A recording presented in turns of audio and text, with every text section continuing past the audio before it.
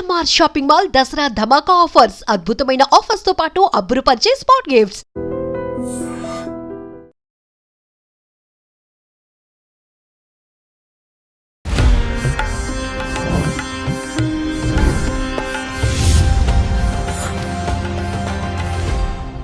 అమ్మ, మరి అమ్మవారి మరొక అవతారం గాయత్రీదేవి అవతారాన్ని గురించి, అమ్మవారి అలంకరణలు అలాగే నివేదనలు, ఆ రోజు ఏదైనా ఉపవాసాలు ఉన్నా కానీ, ఎవరికైనా దాన ధర్మాలు చేయాలనుకుంటున్నా కానీ ఎలా చేయొచ్చు, ఎలా చెయ్యాలి? గాయత్రి అమ్మవారు అనగానే చాలా అద్భుతమైనటువంటి రూపం. గాయత్రి పచ్చటి మోముతో అలరారుతూ ఉంటుంది. ఒక్కొక్క చోట మనకి పంచముఖ గాయత్రిగా కూడా పూజిస్తాం, మనం చూస్తాం, ఆ రూపాన్ని కూడా చూస్తాము. అలాగే గాయత్రికి ప్రతీక ఏమిటి అంటే జంధ్యం. జంధ్యం అనగానే బ్రాహ్మణులు గుర్తొస్తారు. అలాగే ఒడుగు, ఉపనయనం ఈ పేర్లతో చేస్తూ ఉంటారు. ఉపనయనం అయిన వారు గుర్తొస్తారు. ఉపనయనం అయిన వర్ణాల వారికి ఖచ్చితంగా మెడలో జంధ్యం ఉంటుంది.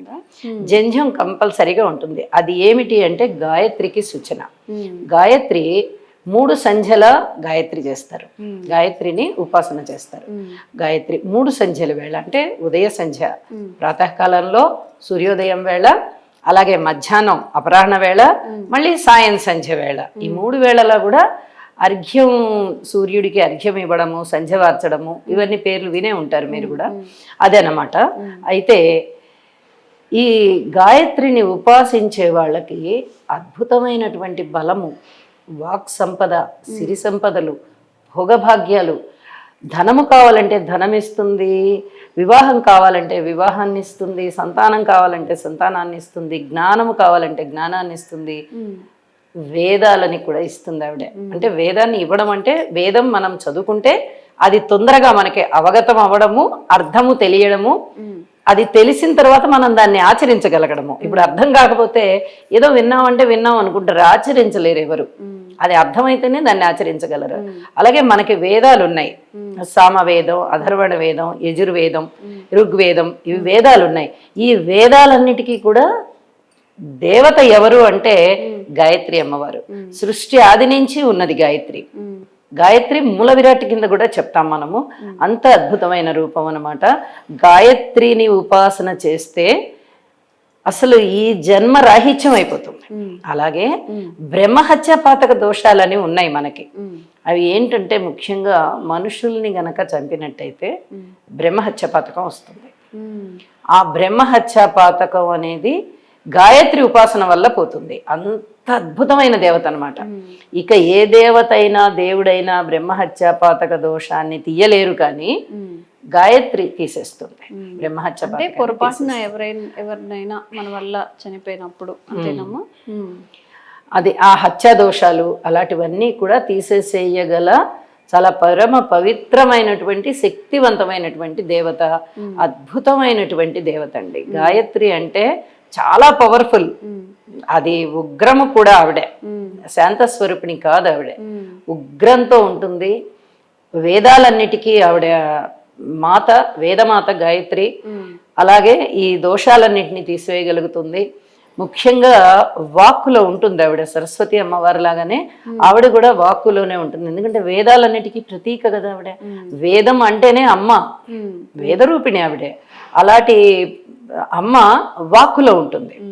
కాబట్టి ఈ గాయత్రి అమ్మవారిని కూడా ఈ నవరాత్రులలో అమ్మవారి యొక్క ఒక రూపంగా వేస్తారు.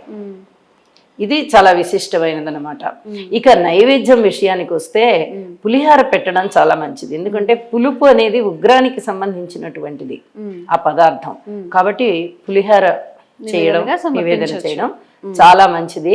ఈ రోజున ఎరుపు రంగు కూడా అమ్మవారికి అలంకరింపజేస్తారు. ఎరుపు రంగు వస్త్రం, చీరలు, గాజులు, ఇవన్నీ కూడా పువ్వులు. ఏ అమ్మవారికైనా అసలు అలంకరణ అనేది మనకు ఒక తృప్తినిచ్చే విషయం. మనం ఆడవాళ్ళం ఏదైనా కాస్త అందంగా అలంకరించుకుంటేనే అమ్మవారిలాగా అనేస్తాము అవును, అమ్మవారిలాగా అని. చక్కగా అమ్మవారిలాగా ఉన్నావు అని అంటారు. రాసుకొని. అవును, పెద్దవాళ్ళని కూడా చక్కగా బొట్టు పెట్టుకుని ఒక తీరుగా పద్ధతిగా ఉన్న వాళ్ళని చక్కగా ఆది దంపతుల్లాగా పార్వతీ పరమేశ్వరులాగా అని అంటాము పెద్దవాళ్ళని, జంటల్ని. అయితే అదే ఒక్కళ్ళని అయినట్టయితే పెద్ద ముత్తైదులా ఉంది అని అంటాం. అంటే ఈ పోలికలన్నీ కూడా మనం అమ్మవారిని అలంకరించుకునేటప్పుడు పువ్వులతో అలంకరిస్తాము, పసుపు కుంకాలతో పూజ చేసుకుంటాము, చక్కగా ఆవిడ్ని ఈ పరిమళ ద్రవ్యాలతో ఆవిడ్ని సేవిస్తాము. ఇలా ఎన్నో రకాలుగా మంగళప్రదమైనటువంటి వస్తువులే కదా అమ్మకి వాడేదంతాను. కాబట్టి ఆ కళ అనేది అక్కడ వచ్చేస్తుంది అమ్మవారికి.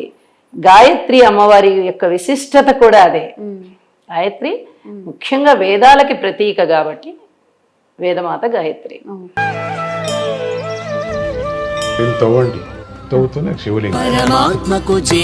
సరే దాన్ని అట్లా కప్పేసేయండి, చూపించదండి. Krishna is there.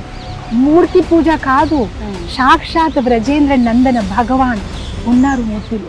ఏమీ ఆశించకుండా ఆరాధించే వాళ్ళు కూడా ఉన్నారా ప్రభుజీ? నిజమైన భక్తి అంటే మనకు తెలియదు కాబట్టి